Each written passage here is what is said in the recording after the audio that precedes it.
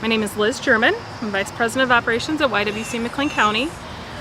We have a child care program, several child care programs. We use the state subsidized food program, and as I was speaking to the nuns on the bus, it came up that there are some changes going on with the regulations and the funding in Washington. And just to speak a little bit about what we experience is that the way that the regulations are written currently, it is very difficult to serve the kids fresh food.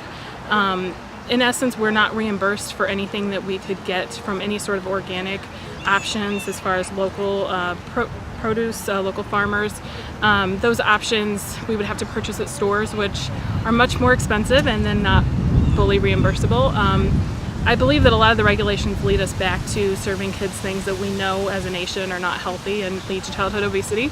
And as somebody who struggles with that, I can tell you that that does start early, and serving kids crackers and cookies all day long is not the ideal situation. And these are the kids too that are oftentimes struggling for food at home, and they have a lot of those processed foods already, things that they can get from food banks and government assistance. So to then feed them additional things that are processed on top of that is frustrating as a provider.